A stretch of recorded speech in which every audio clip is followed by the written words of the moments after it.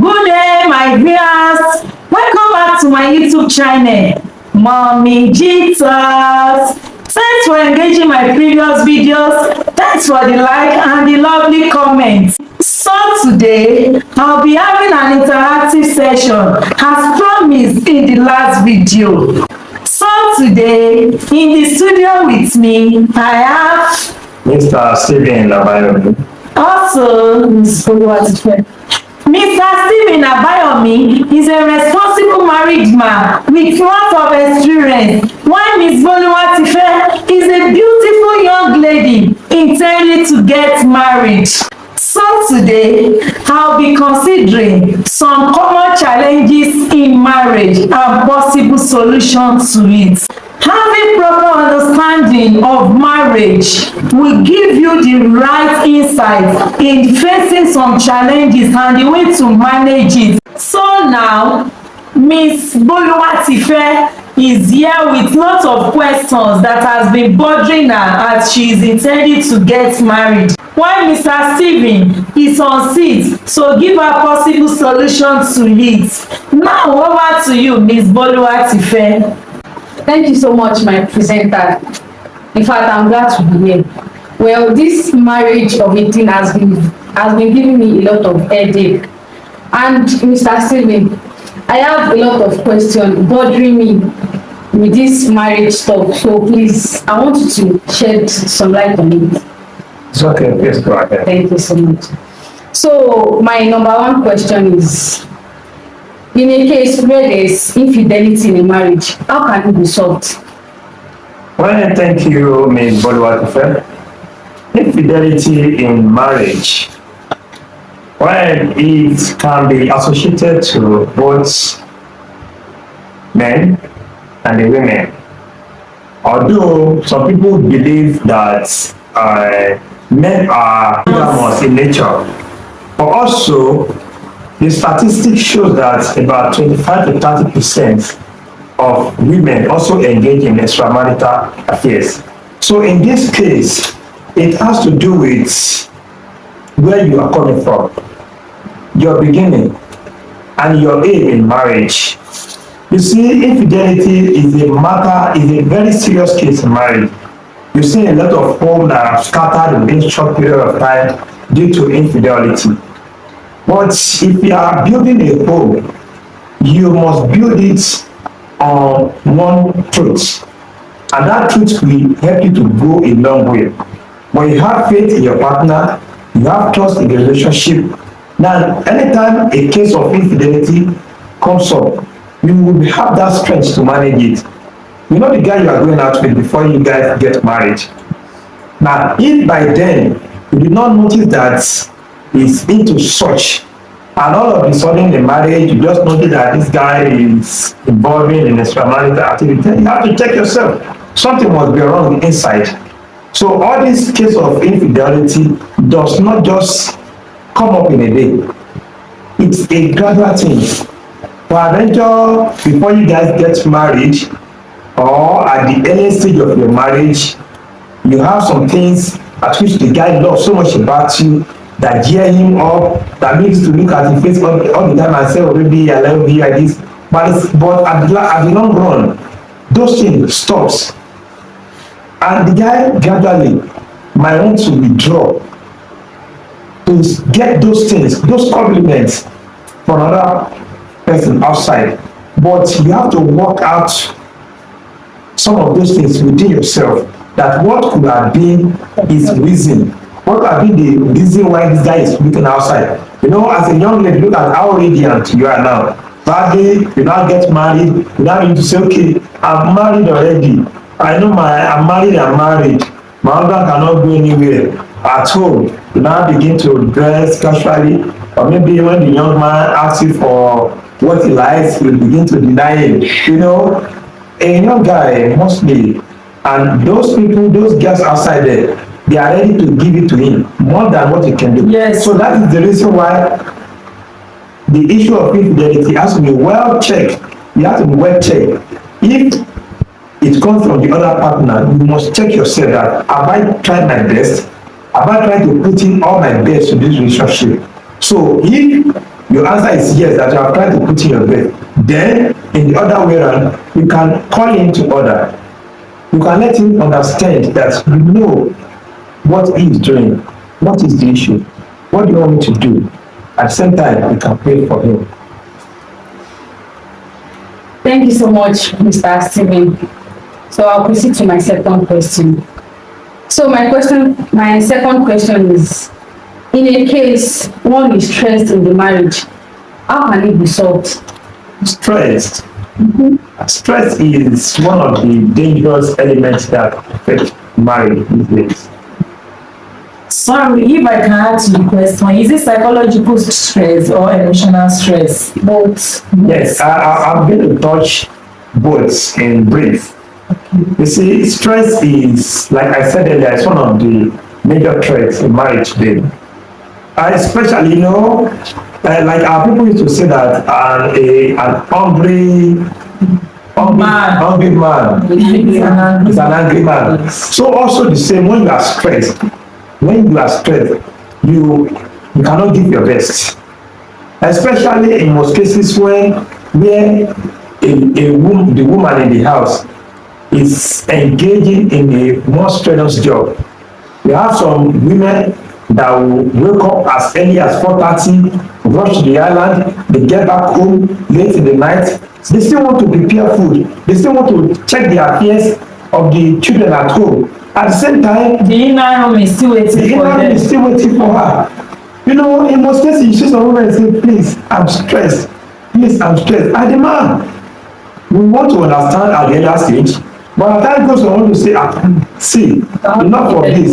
So by so doing, one way or the other, it's affecting the marriage gradually. You see I've seen a family that the husband will say, it has been over 2 months that my wife allows me to touch her. And by so doing, he said he cannot just cook, that he has to, that's even is one of the causes of infidelity. So stress is one of the dangerous elements. So we have to checkmate our time. Try to see, okay, what is it that this woman can do that? Because those women that as you've seen them, their works are very numerous. They want to take care of home, they want to take care of the children, they want to take care of the husband, and in a case where they are having their own career, they still want to manage their own career. While the men in the house will only go for work, they want to get home and ensure that the sitting room is neat, the children are well kept, the home is well kept, and all that kind of thing. So when stress is much, especially when it's coming much from the women in the family, it's one of the dangerous elements. So it has to be well checked and well managed. Some men did not understand this. In fact, thank you so much, Mr. Stephen. So my next question is matchmaking right? Is it advisable? Oh, thank you so much. Matchmaking.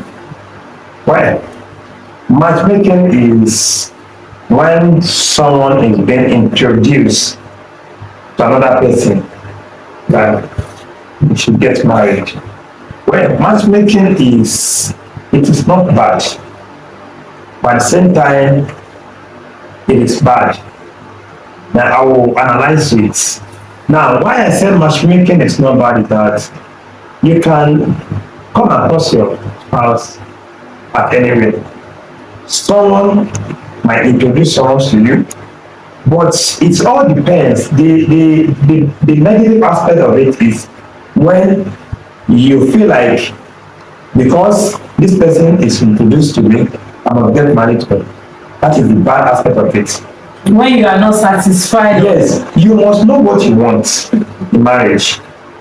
You must know what you want. So if Mr. A introduces you to Mr. B, and you see that this Mr. B, probably she's not my type, she's not my spec, the attitudes, the looks, the everything I need is not enough. What do you have to force myself to it?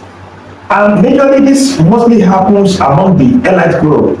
When you say, okay, because they are elite group, because they are rich, you say, okay, I want this friendship, this friendship to continue.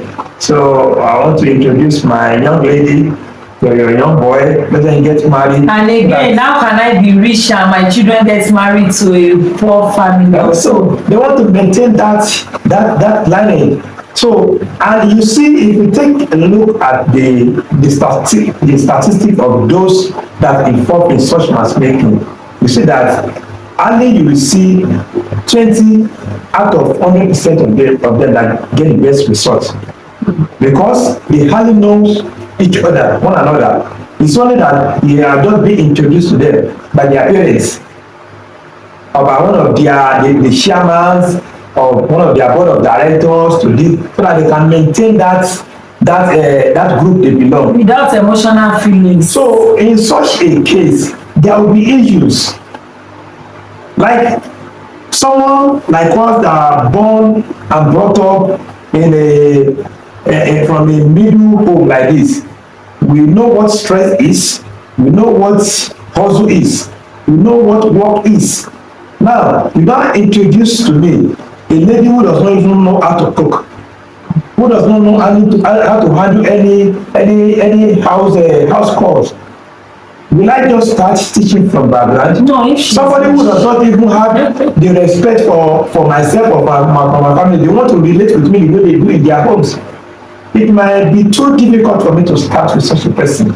So matchmaking is not bad. I've seen many cases they matchmake some people probably because they see that, okay, but like my dad, you don't marry and have a sister, I don't know, can just live, and they are doing well today.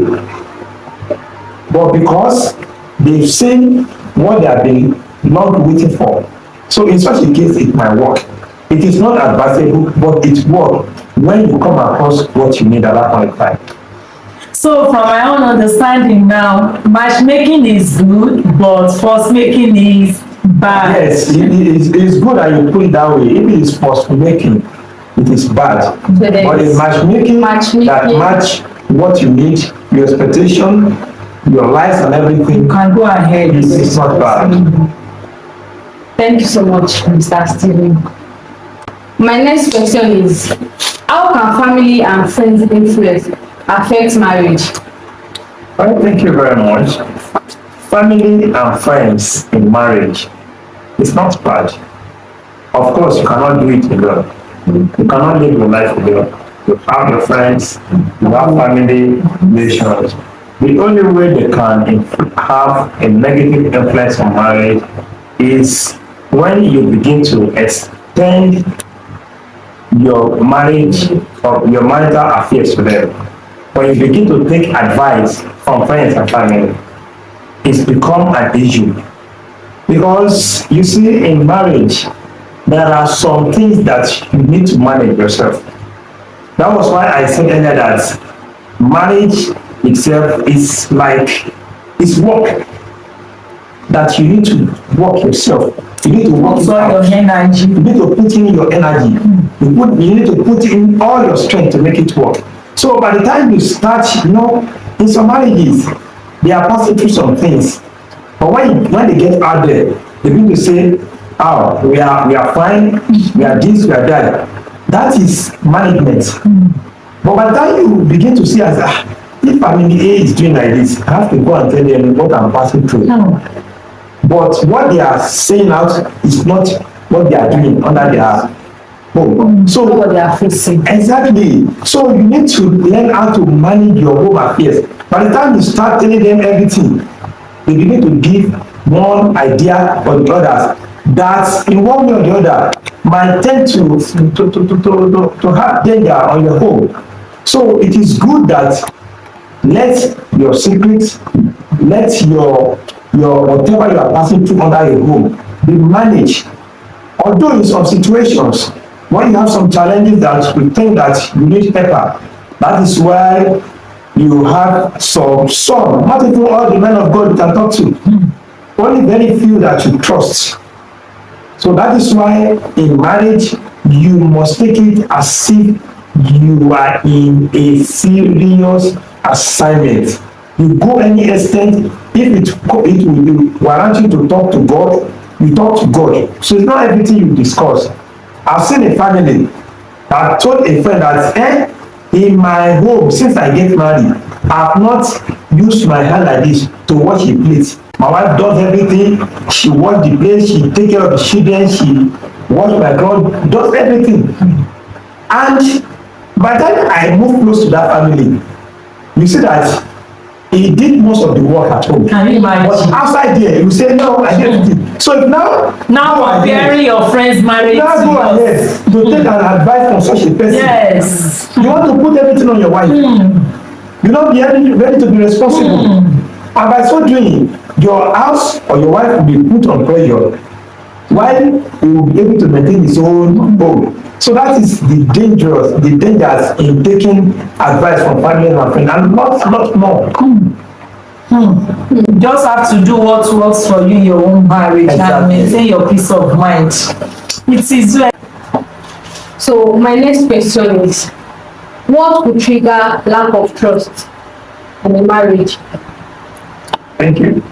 Lack of trust in a marriage and a relationship. Well, I will not buy that your question the way you put it. It does not just trigger in a day. It started from somewhere. Now, when you are in a relationship, are you guys faithful to yourself? Now, when there is an issue of faithfulness, even during the courtship or relationship, or even in friendship, then it is not easy to forget those experiences. Like, I remember one day when I was dating my wife, then she was a student at the University of Adelaide.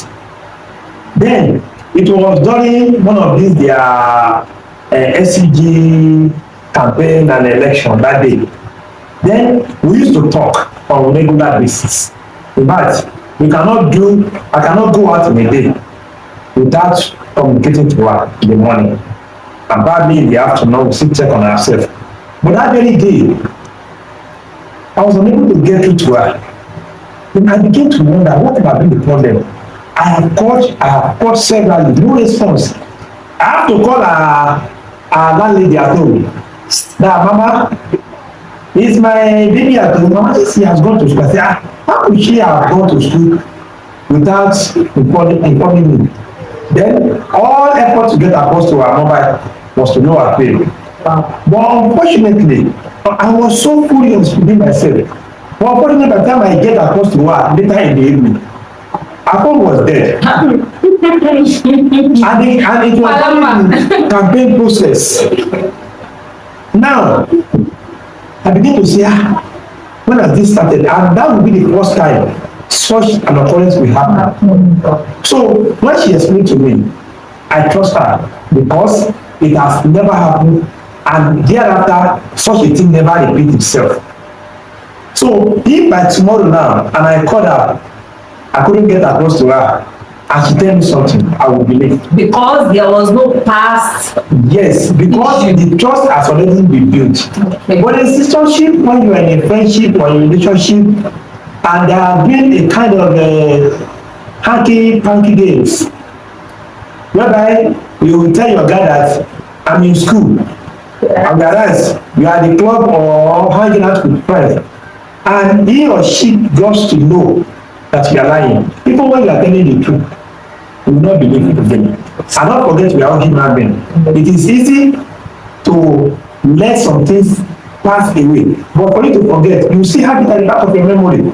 Even when he or she is not telling you the truth, you'll be thinking that I don't believe it. So such past experiences triggers untrust in marriage. So that is why you have to be very careful when you are dealing with one another. Let me stick with you this one explain. Even after I married, one day like that, I drop off my wife somewhere where she wants to take a bus going somewhere. So I drop her off. Then I told her I'll be going home to prepare for work. Now, immediately I drop her off. A friend called me. Please, can you please see me for something urgent now? Then I have to change my house to the first place. Unknowingly that she entered the same bus that will still go through another direction that I was going. She was coming at my back. I was driving in the front. She just called me. Hello, babe, where are you? I said, sorry, I'm supposed to be at home, but a friend just called me now. I have to be at Abo to see you briefly. And he said, okay, I'm at your back. Assuming you are giving, Shall you get what I'm saying? assuming you are giving her another information contrary to what the sports. The next time, even if I'm telling her the truth, she will not accept. Yes, she so won't. those are the things we must take notes in relationship, in friendship, and even in marriage. So, in a nutshell, it means untruthfulness contributes to lack of trust. It does not just contribute to this, it's the major cause of it. Wow.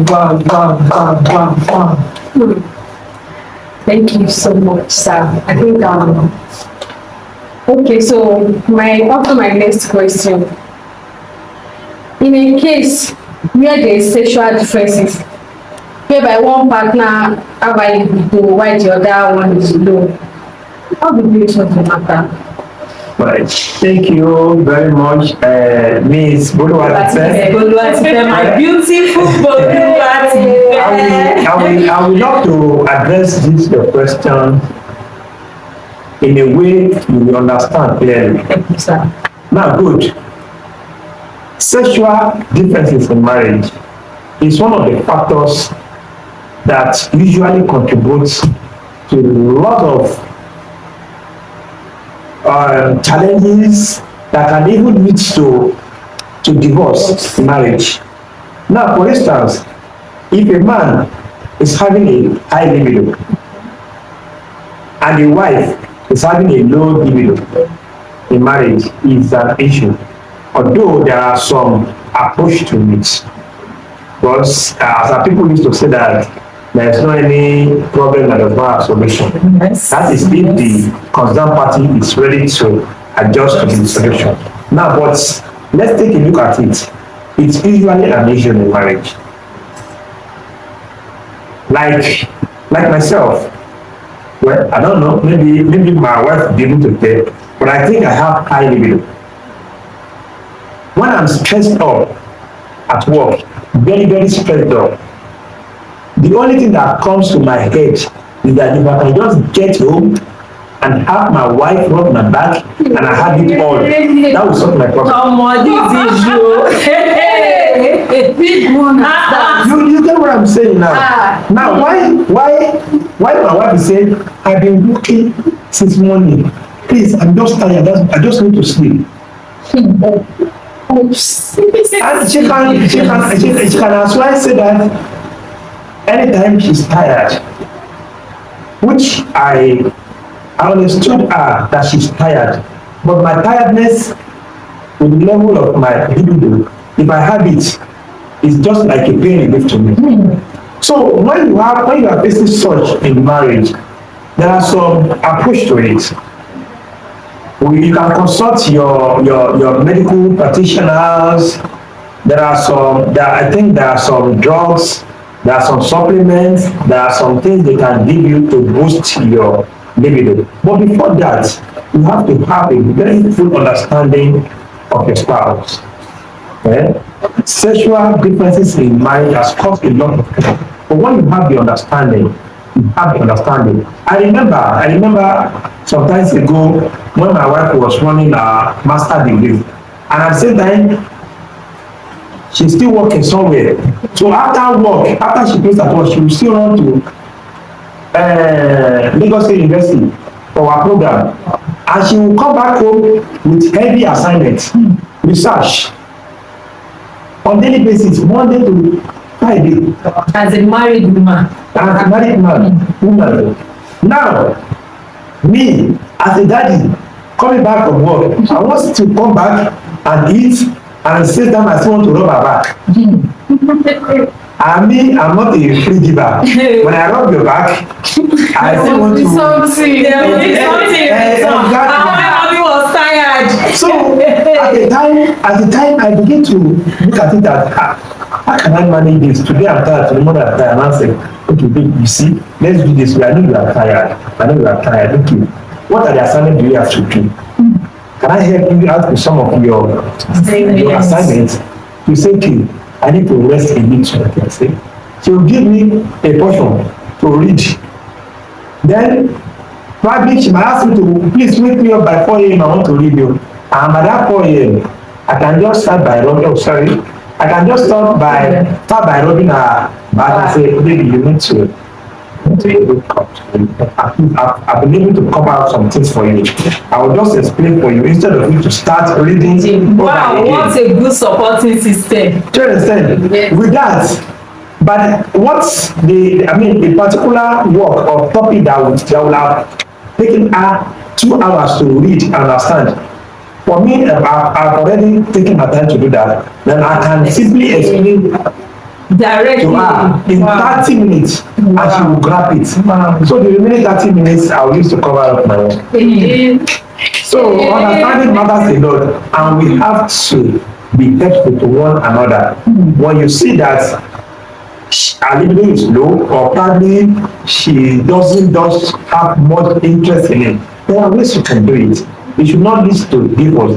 It should not lead to infidelity. It should not lead to fights day in, day out. You can manage it. And the other person as well, the other affected party also should be ready to adjust to the amendment or the correction. My next question is, what could trigger lack of trust in a marriage? Thank you. Lack of trust in a marriage and a relationship. Well, I will not buy that your question the way you put it. It does not just trigger in a day. It started from somewhere. Now, when you are in a relationship, are you guys faithful to yourself? Now, when there is an issue of faithfulness, even during the courtship or relationship, or even in friendship, then it is not easy to forget those experiences.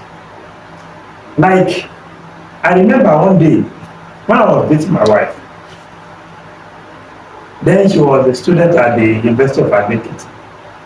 Then it was during one of these their SCG campaign and election that day. Then we used to talk on a regular basis. In fact, I cannot go out in a day without communicating to her in the morning. And probably in the afternoon we still check on ourselves. But that very day, I was unable to get through to her. Then I began to wonder what could have been the problem.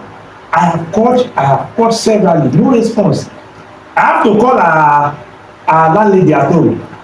That Mama, is my baby at home? Mama says he has gone to school. I say, how could she have gone to school without informing me? Then all effort to get across to her mobile was to no avail. But unfortunately, I was so furious within myself. But unfortunately, by the time I get across to her later in the evening, her phone was dead. and it was during the campaign process. Now, I begin to say, when has this started? And that will be the first time such an occurrence will happen. So when she explained to me, I trust her because it has never happened, and thereafter such a thing never repeat itself. So if by tomorrow now and I called her, I couldn't get across to her and she tell me something, I will believe. Because there was no past. Yes, because the trust has already been built. Okay. But in sistership, when you are in a friendship or a relationship, and there have been a kind of hanky-panky games, whereby you will tell your guy that I'm in school, and whereas you are at the club or hanging out with friends, and he or she goes to know that you are lying, even when you are telling the truth, you will not believe it again. And don't forget, we are all human beings. It is easy to let some things pass away, but for you to forget, you still have it at the back of your memory. Even when he or she is not telling you the truth, you'll be thinking that I don't believe it. So such past experiences triggers untrust in marriage. So that is why you have to be very careful when you are dealing with one another. Let me still put you this one explained, even after I married, one day like that, I drop off my wife somewhere where she wants to take a bus going somewhere. So I drop her off. Then I told her I'll be going home to prepare for work. Now, immediately I drop her off. A friend called me. Please, can you please see me for something like that now? Then I have to change my route to the first place. Unknowingly that she entered the same bus that will still go through another direction that I was going. She was coming at my back. I was driving in the front. She just called me. Hello, babe, where are you? I said, sorry, I'm supposed to be at home, but a friend just called me now. And I have to be at Abomi to sing briefly. And he said, okay, I'm at your back. Assuming you are giving. So you get what I'm saying? Assuming you are giving her another information contrary to what the sport. The next time, even if I'm telling her the truth, she will not accept. Yes, she so won't. Those are the things we must take notes in relationship, in friendship, and even in marriage. So, in a nutshell, it means untruthfulness contributes to lack of trust. It does not just contribute to this; it's the major cause of it. Wow. Thank you so much, sir. I think okay, so my next question. In a case where there is sexual differences, whereby one partner have a libido while the other one is low, how do you solve the matter? Right. Thank you very much, Ms. Boluwatife, my beautiful Boluwatife.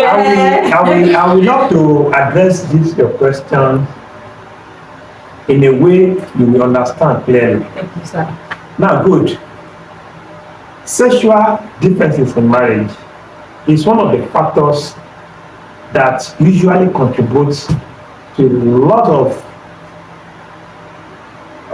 challenges that can even lead to divorce in marriage. Now, for instance, if a man is having a high libido and a wife is having a low libido in marriage, is an issue. Although there are some approach to it, because as our people used to say that there is not any problem that does not have solution. Yes. That is if the concerned party is ready to adjust to the solution. Now, but let's take a look at it. It's usually an issue in marriage. Like myself, well, I don't know, maybe my wife will be able to tell, but I think I have high libido. When I'm stressed up at work, very, very stressed up, the only thing that comes to my head is that if I can just get home and have my wife rub my back and I have it all, that will solve my problem. Big one. You get what I'm saying now? Now, why my wife is saying, I've been working since morning. Please, I'm just tired. I just need to sleep. And she can as well say that anytime she's tired, which I understood her that she's tired, but my tiredness with the level of my libido, if I have it, it's just like a pain relief to me. So when you are facing such in marriage, there are some approach to it. You can consult your medical practitioners. I think there are some drugs, there are some supplements, there are some things they can give you to boost your libido. But before that, you have to have a very full understanding of your spouse. Sexual differences in marriage has caused a lot of pain. But when you have the understanding, I remember some time ago when my wife was running a master degree, and at the same time, she's still working somewhere. So after work, after she closed at work, she will still run to Lagos State University for her program, and she will come back home with heavy assignments, research on daily basis, Monday to Friday. As a married woman. Woman.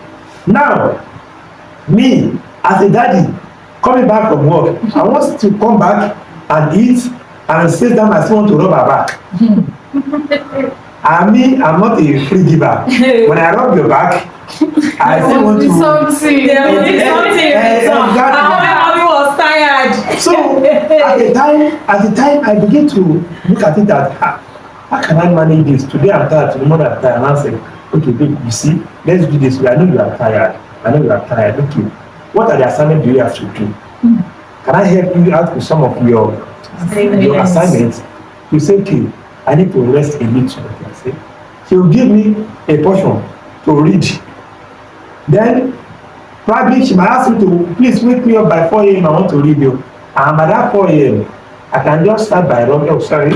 I can just start by rubbing her back and say, baby, you need to wake up. At least I've been able to cover up some things for you. I will just explain for you instead of you to start reading. Wow, what a good supporting system. Do you understand? Yes. With that, but what's the particular work or topic that will have taken her 2 hours to read and understand. For me, I've already taken my time to do that. Then I can simply explain Directly to her in 30 minutes and she will grab it. Wow. So the remaining 30 minutes I will use to cover up my work. So understanding matters a lot, and we have to be helpful to one another. When you see that her libido is low, or probably she doesn't just have much interest in it, there are ways you can do it. It should not lead to divorce. It should not lead to infidelity. It should not lead to fights day in, day out. You can manage it. And the other person as well, the other affected party also should be ready to adjust to the amendment or the correction. Do you know that in this interaction I've learned a lot? Exactly. Is a great impact in his wife's success. Kudos to you. Good job, you. Thank you. Thank you so much, sir. So, my next question will be,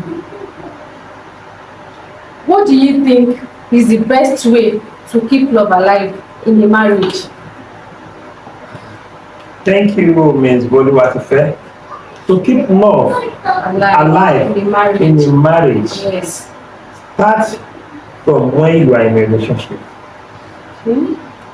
And if I have to answer this question, well, I would love to make mention of some factors, some elements that one must consider to keep love alive. Like my presenter said when she was presenting, there must be a very good communication in marriage. You know, communication, like I said earlier, when I was dating my wife, I remember one day like that, we did not talk until 2 p.m.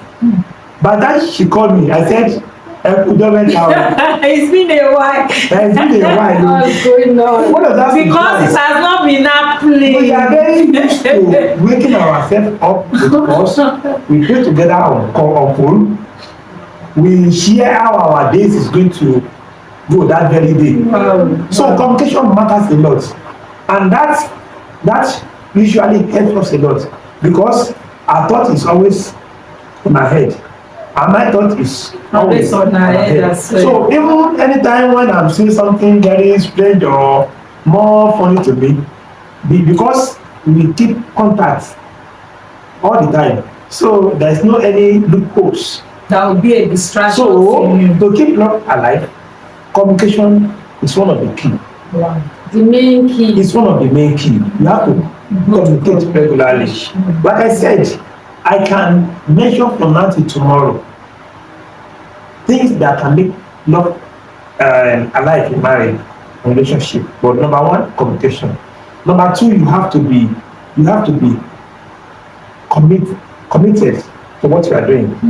Commitment is just like giving you an assignment on something.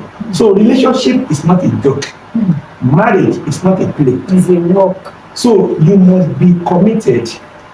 And when you understand when I say committed, when you are committed to something, you give all you have to this. Yes, you put in all your energy. You put all your energy to make it work. That brings publicity. So for you to have a successful relationship, a successful marriage, you must be committed to it.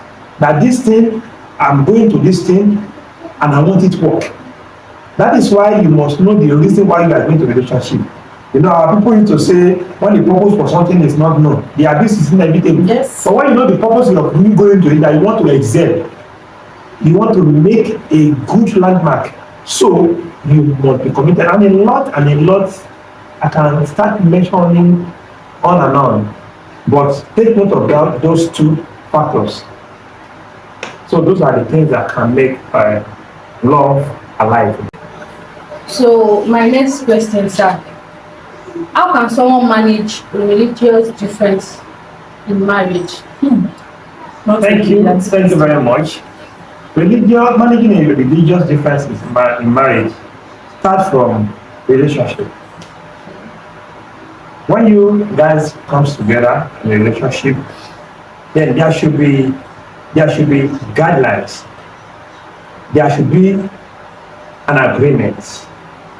For instance, I have seen many families, when I say many, I know what I'm talking about.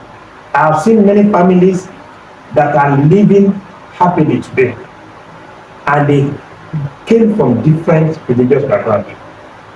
And at the same time, I have seen families that came from different backgrounds, and today they are separated. So I would say it depends on the understanding and agreement. But that could easily be managed right from time when you guys are on dating and friendship. Okay. Now, let me start an example. I got married to a wife that came from a white army background. And me, I came from Pentecostal background. So at a point, I began to see this way that how she was so committed to her denomination, very, very committed. The same thing with me. But we have to reach a compromise before we get married. I remember she first asked me that question. When we get married now, which church will be going? Because me then, I have something at the back of my mind there as a guy that at least it is my own that will work. I am the husband. Even without addressing the issue. But luckily for her, she was so brilliant to push the question to me that when we get married, which church will be going? Jehovah's Garden Church or Pentecostal? And I said, I still don't want to fight with her because I love her so much. And you don't know the outcome of the discussion. You want to be the outcome. But at the point, I have to come back to my senses. I said, we'll be going to my church now. She now said, will now I leave my church that I'm so much committed to? I was born there. In fact, my mother is the prophetess there. Even her mother owns a church. But even at that, there's a way at which we reach a compromise on the matter. I said, well, all well and good. But, I wouldn't have stopped you attending your church. But for the sake of our children, if we say we have understanding of ourselves, what about the children that we want to raise? So please, I think as long as it's the same God we are serving, let's be going to my church. And she agreed with me. And today, we are attending the same denomination. And let me tell you this, there's no any time that they have something to do in the mother church that I did not go there. I will go there and I will participate fully. I will discharge my duty as it is expected of me. So that is understanding. That was why I said, if you want to trash out your question to the root, you have to trash it out from when you guys are still dating. Because the truth is that in marriage, there are some issues. There are some issues that once you cannot trash them out, don't ever think you can trash it out when you get married. Believe me, you will get that person changed when you get to the marriage. Not always easy. It is not always easy. So such religious differences must be agreed on while dating.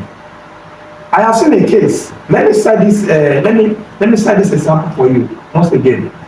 I remember those days. Back then, in my church in Lagos State, there is this particular brother that was after this sister. I don't want to mention it now, I'm on here. Okay. That sister said, I cannot get married to you now. I'm a Christian and you are Muslim. The brother said, no, I love me. Say, okay, can you be coming to my church? And I guess sister is falling in love gradually. But she don't want to get involved fully because of the religious difference. And the brother said, okay, no problem. I will come to you. It wasn't from the back of his mind, but because the sister insisted, and she has to join the church, and pretended.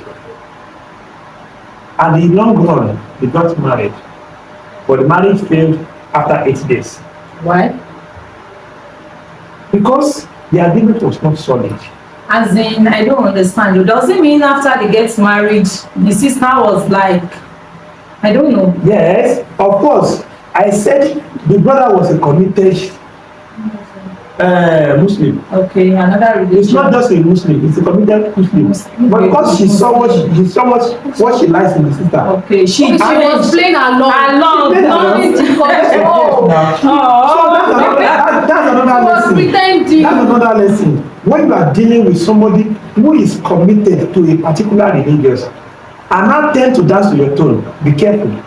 But if it's just somehow someone that's not that committed, can easily change his or her mind. But if you see a committed somebody, and because the person wants you, it happens in Christendom as well. I have a very close sister of mine, who is a Muslim. And this Christian brother said, I want to marry. He said, no, me marry, I'm a daughter of Alhaji. I cannot marry you. And brother said, I'm not that a good... Because she knows the value of what she accepted as a good Muslim.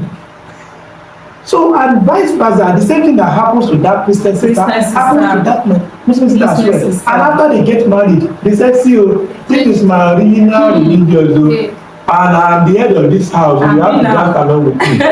So, you have to be very careful. Religious differences causes a lot of havoc in marriage. So, you have to be very serious about it. And if I will advise, I will say that you go with somebody that share the same belief with you. This is not about religious now, generally speaking. The same belief, the person that share the same belief with you, so that there won't be an issue. So that is the little that can share. It's like I'm adding to my experience. The same belief, the same culture, right? The same ideas, the same value, except you are ready to play along. So I know in most cases, men also always love to be the controller of the home. Yes, even the ego is always there. I'm not talking about ego. Don't. Okay, it's not ego. Sorry. That's embarrassment. Oh, sorry. What I'm saying that we are born with the to exercise your authority and the authority.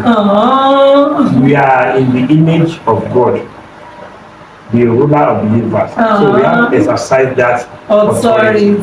So go along with somebody that shares the same belief with you, so that there won't even be any issues. Thank you so much, Mr. Abayomi. It's been a nice discussion. My Boluwatife, I hope you are getting your experience is changing my mind. Thank you so much, Mr. Stephen. Thanks for shedding more light on some of the questions you're doing. I really appreciate it. And now I think I'm going to go. Wow! Thank you, my beautiful Miss Boluwatife. Thanks for the lovely question. I wish you well in your marriage. Mr. Stephen, what a great relief you are giving to my guests. I'm so much grateful for the nice contribution, for the brilliant contribution so far. Thank you so much. May God bless you in Jesus' name. Thank you. Now to my viewers, thank you so much for watching. Expect hot topic in my next videos. Do well to like, subscribe, comment and share. Don't forget to turn on your notification button so you can get notified when a new video is being dropped. Thank you. Love you. Bye.